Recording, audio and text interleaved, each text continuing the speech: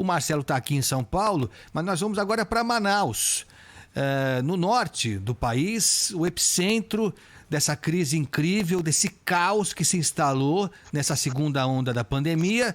Porque é em Manaus que está o Raul Gonzalez Lima, que também faz parte desse projeto e que foi para lá para preparar, para treinar o pessoal da linha de frente de combate ao coronavírus, que vai ter esse instrumento a mais, esse respirador criado aqui na USP.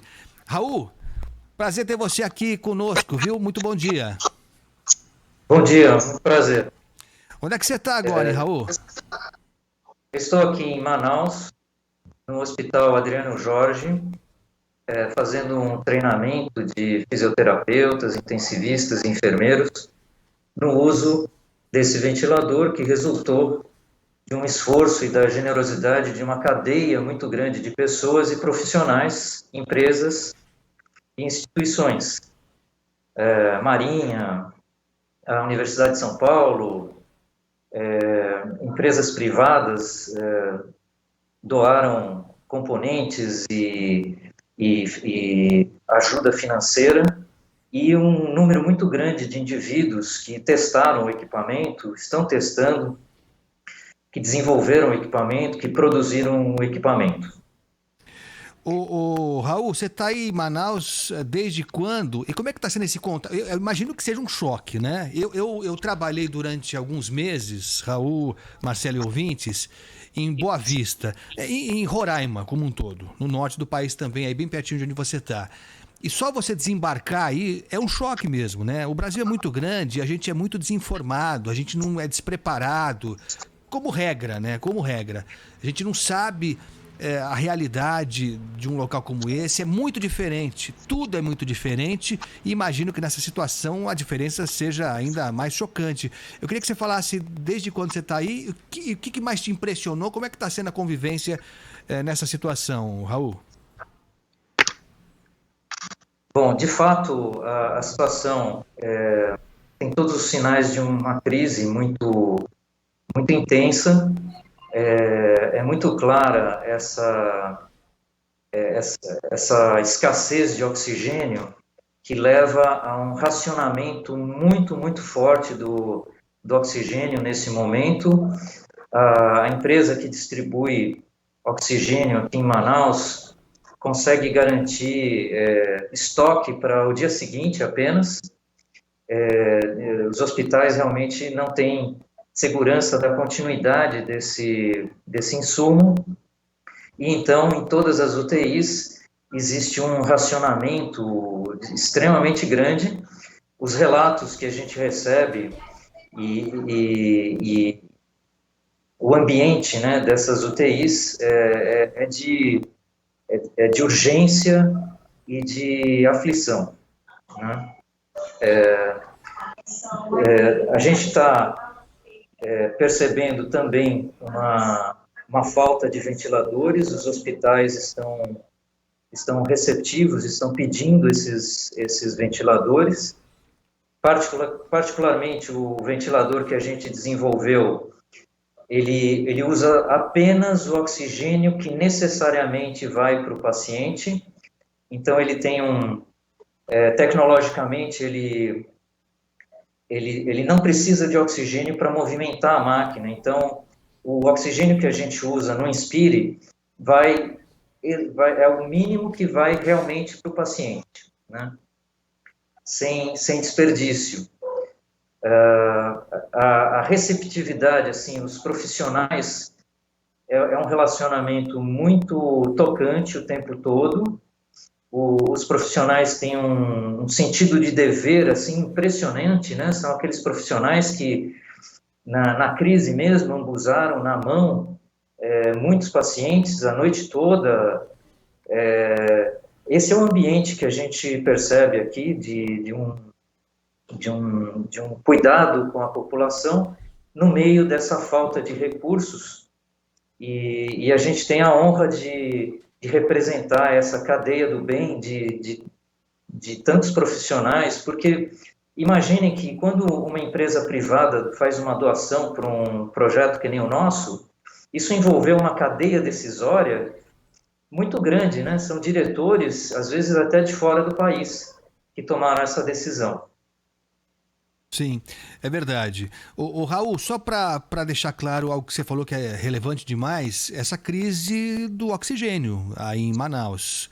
E que parece Sim. que também já está aparecendo em outras regiões. Mas aí, por enquanto, a situação ainda é crítica. Esse respirador novo que vocês projetaram aqui na USP, que está sendo levado aí para Manaus, ele exige menos oxigênio, ou seja, você vai conseguir preservar mais cilindros. Como o cilindro de oxigênio virou uma raridade, você consegue atender mais pacientes com menos oxigênio? É isso, Raul? Exatamente. O que acontece é que alguns ventiladores, particularmente de transporte, eles usam a pressão do oxigênio para movimentar o ar misturado com oxigênio. Então, mesmo que o paciente não precise de tanto oxigênio, eles vão usar esse oxigênio para movimentar esse ventilador. Isso não acontece na nossa tecnologia. Uma coisa é o fluxo de ar e outra coisa é o fluxo de oxigênio. Eles são independentes, eles são dosados independentemente. Então, na nossa tecnologia, nós enviamos para o paciente o oxigênio que ele realmente está precisando. E a movimentação do ar é feita por corrente elétrica, por energia elétrica. Bom, o Raul Gonzalez Lima, ele é coordenador do projeto desse modelo de respiradores criados aqui por estudantes e professores da USP. Esses respiradores que foram levados já para Manaus, ele está lá em Manaus agora, imagino que vai passar por mais uma bateria de teste, enfim, de treinamento dos profissionais da saúde. E está com a gente também o Marcelo Zufo, que é o engenheiro coordenador desse projeto, que está aqui em São Paulo. Marcelo, bom, esse projeto não podia vir em melhor hora. É lógico que se viesse antes seria muito melhor, mas enfim, ele vem na hora certinha em que Manaus está passando por esse caos. Marcelo, você falou que foram 40 respiradores, né, se eu não me engano. Como é que vai ser a partir de agora? Porque eu imagino que a demanda não vai diminuir, né? Se você olhar, Agostinho, eu estou cheio de caixas aqui. Na verdade, eu coordeno a parte de manufatura e o Raul coordena a parte médica. A gente sofreu toda essa história das limitações que a gente está tendo da vacina, a gente está tendo com o ventilador também. A gente está agora com materiais, a gente pode fabricar até 1.000 ventiladores. Então, a gente abriu ontem uma convocação aqui na universidade de alunos e funcionários e professores voluntários. A gente está abrindo turnos de fabricação na Marinha do Brasil. A Marinha montou uma fábrica aqui em cima, na universidade.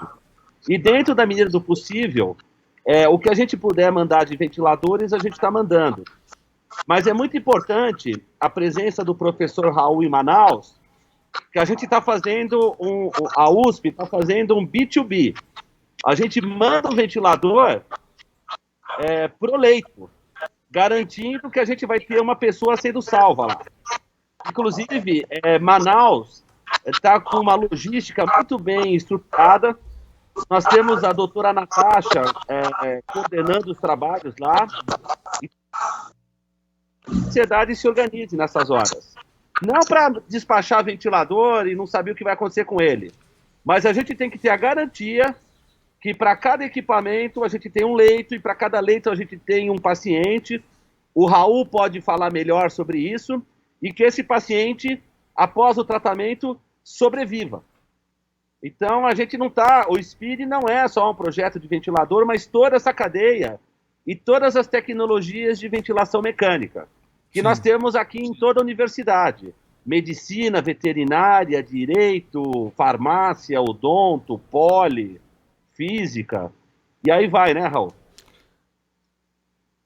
Sim, a doutora Natasha Abreu, que é uma funcionária da Procter & Gamble, ela está ajudando na logística aqui em Manaus, associando a cada ventilador um conjunto de leitos. Então, nós estamos conversando com 10 hospitais aqui treinando pessoas nesses 10 hospitais e garantindo que o ventilador está chegando a esses leitos.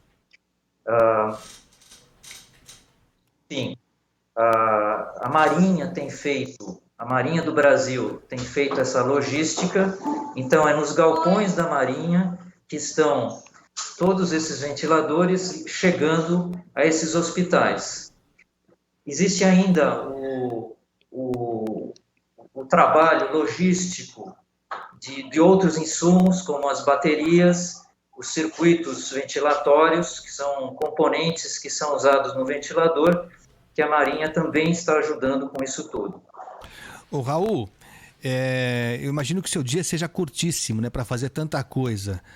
São vários hospitais, o treinamento, enfim. Você já viu o respirador ligado, atendendo pacientes? Você chegou a presenciar essa cena do hospital recebendo esse novo equipamento que seguramente vai, ao final, salvar vidas?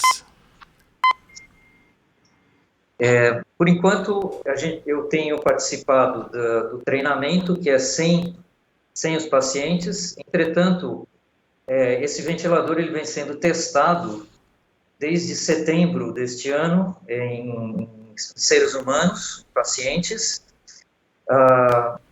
com ventilações longas, de 8 a 24 horas de ventilação até a extubação, inclusive fazendo manobras de recrutamento de alvéolos e manobras de extubação. Isso tem sido feito com este equipamento já há alguns meses, efetivamente.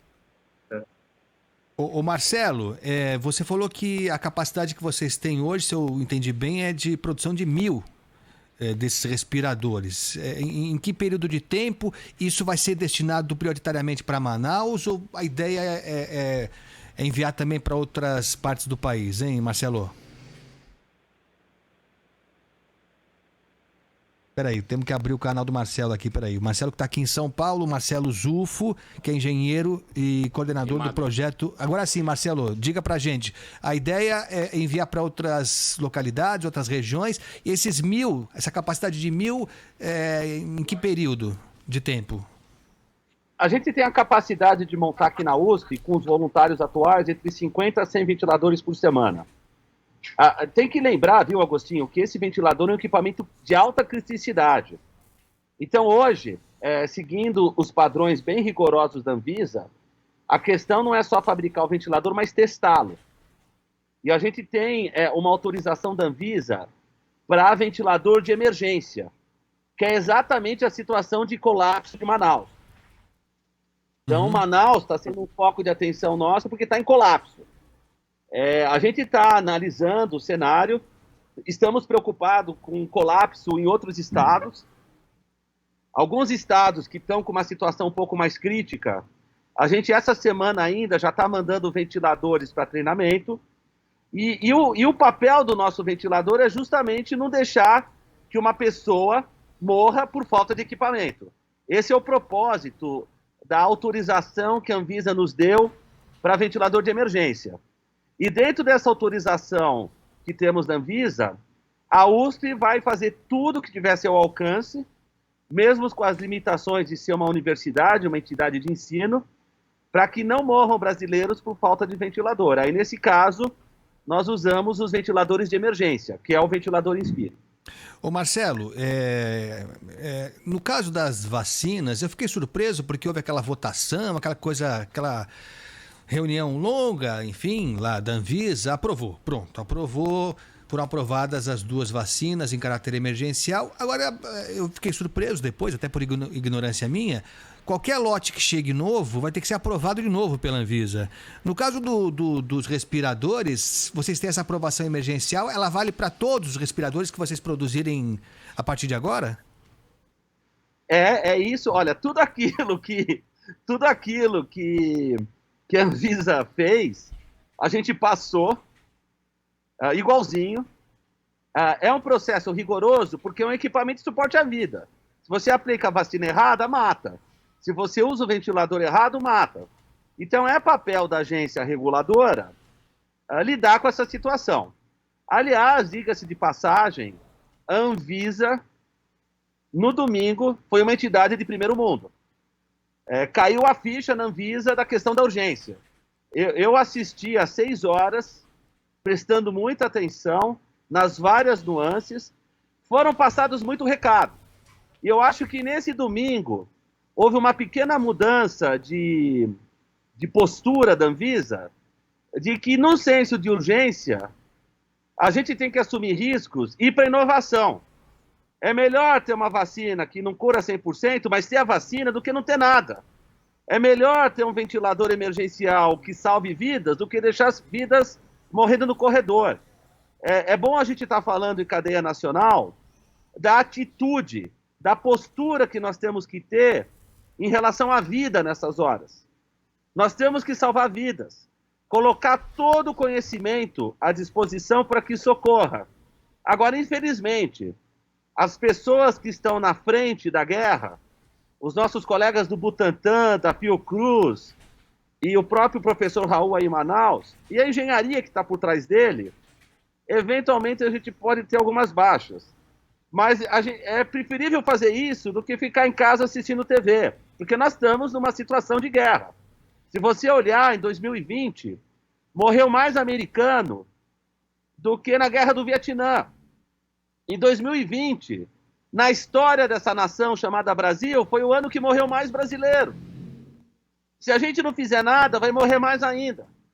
Então, para que existe uma universidade pública como a USP, a Unicamp, a Unesp, as federais? A gente não recebe dinheiro só para ensinar e fazer tese. É nessas horas que a gente tem que dar suporte à vacina, ao ventilador e qualquer outro meio em que as vidas possam ser preservadas. Olha, eu comecei aqui o Manhã Bandeirantes de hoje falando que em quase tudo a gente consegue ver o copo meio vazio ou meio cheio.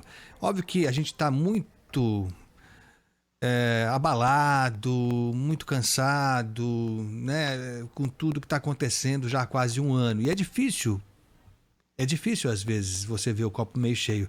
Mas esse exemplo de vocês é a prova, e a gente sabia disso, né? É a prova de que há esperança ainda, que há gente querendo fazer e fazer direito. Eu queria agradecer muito a vocês. Eu queria voltar rapidinho para me despedir do Raul Gonzalez Lima. Ele está lá na linha de frente em Manaus. Eu queria saber de você, Raul, para terminar, te agradecendo muito. Parabéns pelo trabalho, pela disposição, pelo empenho. Eu queria saber como é que vai ser o seu dia hoje. O que você vai fazer hoje?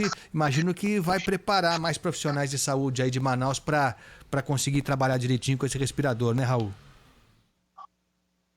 Sim, a gente vai fazer o treinamento em 3 hospitais. Então, é uma sequência de 3 ou 4 hospitais.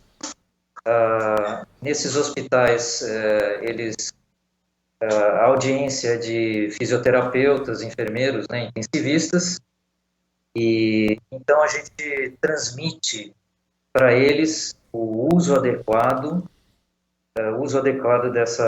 desse equipamento para salvar vidas e para proteger o tecido pulmonar dos pacientes. E você fica aí até quando?